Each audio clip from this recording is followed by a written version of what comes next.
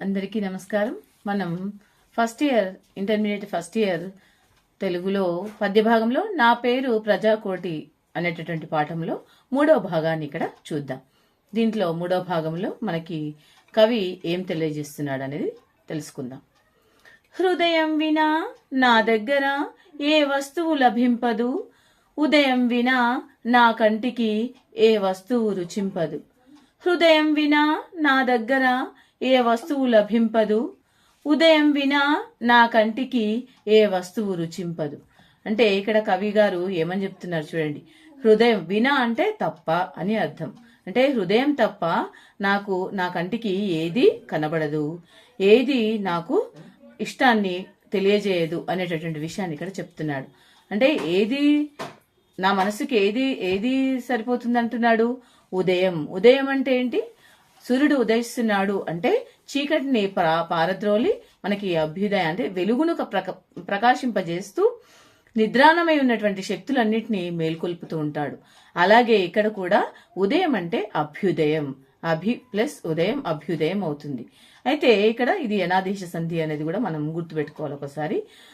అభ్యుదయము అంటే ప్రకాశవంతమైనటువంటి శక్తిని ప్రజల లోపల మేల్కొల్పడం, అభివృద్ధి అనేటటువంటి మార్గం ప్రజల లోపల కనబడడం. అదే నాకు ఇష్టం గాని మరొకటి ఏది నా కంటికి రుచించదు. అంటే నా కన్ను చూడాలని కోరుకోదు. నేను ఎల్లప్పుడూ ప్రజల యొక్క అభ్యుదయాన్నే కోరుకుంటాను, ఎదుగుదలనే ఆశిస్తాను. ఎల్లప్పుడూ వారు ప్రకాశిస్తూ వారు ఆదర్శవంతమైనటువంటి పురుషుల యొక్క అడుగుజాడల్లో నడుచుకుంటూ మంచి కీర్తి ప్రతిష్టలు పెంపొందాలని నేను గ్రహిస్తాను అనేటువంటి విషయాన్ని ఇక్కడ కవి గారు చెప్పడం జరిగింది. తర్వాత అందరికంటే ముందే అన్వస్త్రం గొనిపోయి ఆఖతాన పడవేసితి సుఖపడగా ప్రజా కోటి. అందరికంటే ముందే అన్వస్త్రము గొనిపోయి ఆఖాతాన పడివేసితి సుఖపడగా ప్రజా కోటి. చూడండి ఇక్కడ ఏమంటున్నాడు కవి గారు అంటే అన్వస్త్రం. అన్వస్త్రం అంటే ఆయుధం, అంటే పెద్ద శక్తి కలిగినటువంటి అణుబాంబులు. ఆ అణుబాంబులని ఎక్కడ పడవేశాడని చెప్తున్నాడు? ఆఘాతం. ఆఘాతం అంటే నదుల నీళ్ళన్నీ కలిసి ఎక్కడికి వెళ్తాయి అంటే సముద్రంలోకి. ఆ విధంగా నేను ఆ మహాబాంబు లాంటి ఆ అస్త్రాన్ని ఆయుధాన్ని తీసుకెళ్లి సముద్రంలో పడేశాను. కాబట్టి మీకు ఎటువంటి భయం లేదు, మీరందరూ సుఖంగా ఉండాలని ప్రజాకోటి, ఈ కోటి ప్రజలందరూ కూడా, ఈ ప్రపంచంలో ఉన్నటువంటి ఈ భూలోకంలో ఉన్నటువంటి ప్రజలందరూ కూడా సుఖపడాలన్న ఉద్దేశంతో నేనేం చేస్తున్నా, అణు ఆయుధాలను అంటే ప్రజలకు నష్టం కలిగించేటటువంటి వాటన్నింటినీ నేను సముద్రంలో పడేశాను. కాబట్టి ప్రజలకు ఎటువంటి ఇబ్బంది లేదు, ప్రజలందరూ సుఖంగా ఉంటారు. అంటే తను రాసినటువంటి రచనలు, కవితలు, పద్యాలు దాశరథి గారివి ఎన్నెన్నో. ఆయన పేరు వింటేనే మనకి రోమం పొడుచుకొని వస్తుంది. అంటే అంత శక్తి కలిగినటువంటివి ఆయన కవితలు, రచనలు. కాబట్టి గుర్తుపెట్టుకోండి, వాటిని చదువుతుంటేనే మనకి ఇలా అనిపిస్తుంది. అంటే గడ్డి పోచకు కూడా బలాన్ని ఇస్తానని చెప్పాడు తన కవితల ద్వారా. చూడండి, అంటే నిర్జీవమైనటువంటి ఉన్నదానికి కూడా జీవాన్ని కల్పిస్తాయి నా కవితలు, నా రచనలు అని చెప్పాడు. అందుకనే మనం ఈ కవితలను చదువుతూ ఉన్నప్పుడు మన లోపల శక్తిని ప్రేరేపించుకోవాలి, అభివృద్ధి మార్గంలో మనం నడుచుకోవాలని పరోక్షంగా కవి గారు ఇక్కడ తెలియజేస్తున్నారు. అందుకనే ప్రతి ఒక్కరం కూడా సుఖపడాలి అనేటటువంటి కోరికతో తను ఆ అణుబాంబులను తీసుకెళ్లి సముద్రంలో పడేశానను, మీకు ఎటువంటి భయం లేదు అని చెప్పాడు.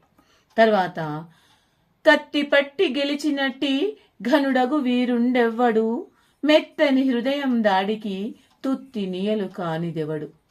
కత్తి పట్టి గెలిచినట్టి ఘనుడగు వీరుండెవ్వడు, మెత్తని హృదయం దాడికి తుత్తు నీయలు కానిదెవడు. అజ్ఞానపు అడుసు కడిగి అసలు విషయం ఎరుగుండి, ఘర్షణలో ఏ నాటికి హర్షం లభింపబోదు. అజ్ఞానపు అడుసు కడిగి అసలు విషయం ఎరుగుండి, ఘర్షణలో ఏ నాటికి హర్షం లభింపబోదు.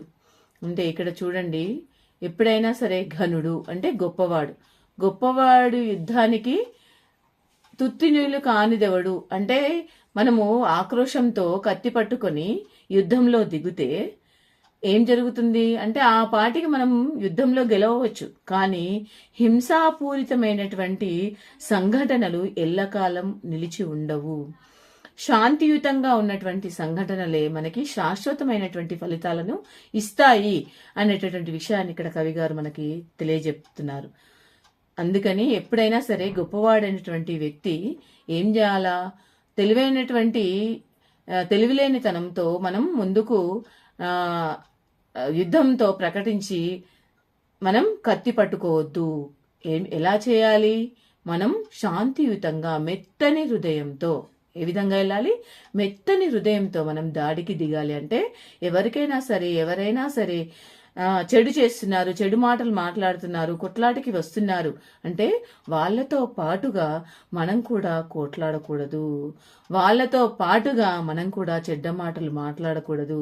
వాళ్ళు మన మనస్సుకు కష్టపెట్టేటటువంటి విధంగా నడుచుకున్నా, మాట్లాడినా మనం అదే రివర్స్గా చేయకూడదు. అలా చేయకుండా మెత్తని హృదయంతో అంటే మన మంచి మనస్సుతో, చల్లని మాటలతో, చాలా నిదానంగా, శాంతియుతంగా వాళ్ళకి గనక తెలియజెప్పినట్లయితే మనం అక్కడ విజయాన్ని సాధిస్తాం. వాళ్ళ లోపల ఉన్నటువంటి అజ్ఞానం అనేటటువంటి బురద కడిగిపోతుంది మనం ఆ విధంగా తెలియజేయడం వల్ల.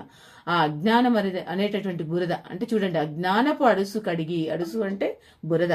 వాళ్ళలో తెలివిలేనితనంతో నిండినటువంటి బురద కడిగేస్తుంది మన హృదయం నుండి వచ్చినటువంటి మంచి మాటలు.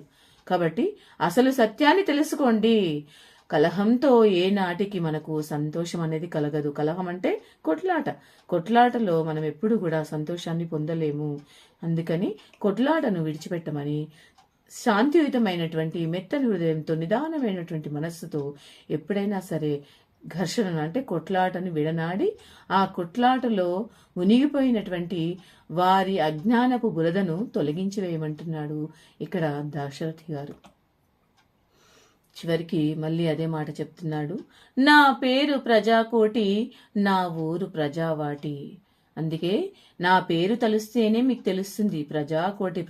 కోటి మంది ప్రజలు నా పేరులో కనబడతారు అంటే తన రచనలు అలాంటివి. ఆ కోట్ల మంది ప్రజలకు ప్రతినిధిగా తాను ఉండి ప్రజలందరి లోపల ఉత్సాహాన్ని కలిగించే విధంగా పోరాడినటువంటి వ్యక్తి అని తెలుస్తుంది. నా ఊరు ప్రజావాటి. నేను ఎక్కడ ప్రజలు నివసిస్తానో ఆ ప్రజలు నివసించే చోటునే నేను కూడా నివసిస్తాను. అందుకే నా ఊరు కూడా ప్రజావాటే. అంటే ఈ కోట్లాది మంది ప్రజలు ఎక్కడుంటారో నేను అక్కడ ఉంటాను, వాళ్ళు ఎక్కడ నివసిస్తారో నేను కూడా అక్కడే నివసిస్తాను. కాబట్టి శాంతి, అహింస ఈ రెండు మార్గాల ద్వారా వెళ్ళినట్లయితే మనకు విజయం సంభవిస్తుంది అనేటటువంటి విషయాన్ని ఇక్కడ గాంధీ స్వాతంత్రం సిద్ధించుకోవడంలో ఎలా అయితే ఈ రెండు సూత్రాలను ఆధారం చేసుకొని మనకి స్వాతంత్రాన్ని తెచ్చిపెట్టాడో, అలాగే దాశరథి గారు కూడా మనం ఏ పనులు అయినా సరే శాశ్వత విజయాన్ని సాధించుకోవాలి అనుకుంటే శాంతి మార్గంలో వెళ్ళాలి, అశాంతిని విడిచిపెట్టాలి. అంటే ఘర్షణను అనేది విడిచిపెట్టాలి, శాంతియుతంగా ఉండాలి, మరియు అహింసా మార్గంలో వెళ్ళాలి, కానీ హింసా మార్గంలో వెళ్ళకూడదు అనేటటువంటి విషయాన్ని ఇక్కడ నా పేరు ప్రజాకోటి అనేటువంటి పాఠం ద్వారా మనకి దాశరథి కృష్ణమాచార్యులు గారు చాలా చక్కగా వివరించారు. అందుకని పిల్లలు చాలా జాగ్రత్తగా ఈ విషయాలన్నింటినీ తెలుసుకొని మీ జీవితంలో కూడా ఒకరెదురు ఒకరు మాట్లాడుకోకుండా, ఒకరు చేసినటువంటి తప్పులు మరొకరు చేయకుండా నిదానంగా ఆలోచించి తప్పులు చేసిన వాళ్ళని ఆ తప్పులు మళ్ళీ చేయకుండా ఆ తప్పుల స్థానంలో మంచి మాటలు, మంచి చేష్టలు చేసేటట్లుగా ప్రేరేపిస్తూ ప్రోత్సహిస్తూ ఉన్నట్లయితే మనకి ఎవరు శత్రువులు అనేవారు ఎవరు ఉండరు, అందరూ మిత్రువులే. అప్పుడు దాని ద్వారా కుటుంబం ద్వారా ఊరు ద్వారా ఊరు అంటేనే గ్రామాలన్నీ అభివృద్ధి చెందితే పట్టణాల ద్వారా రాష్ట్రాల ద్వారా దేశమే అభివృద్ధి చెందుతుంది. కాబట్టి ఇప్పటికైనా తెలుసుకోండి, ఇప్పటికైనా గ్రహించండి. ఈ విధంగా గ్రహిస్తూ నేటి బాలలే రేపటి పౌరులు అని చెప్తూ ఉంటారు. అందుకనే గ్రహించి ఆ మార్గంలో నడుచుకుంటూ అభివృద్ధి చెందుతున్న దేశంగా కాకుండా చెందిన దేశంగా మేము నిరూపిస్తాం అభివృద్ధి చెందిన దేశంగా మేము నిరూపించేట్లుగా పూనుకుంటాం. ఈనాటి నుండి దాన్ని లక్ష్యంగా భావిస్తాం అని ఆలోచించండి. తప్పకుండా భగవంతుడు మన కోరికను నెరవేరుస్తాడు.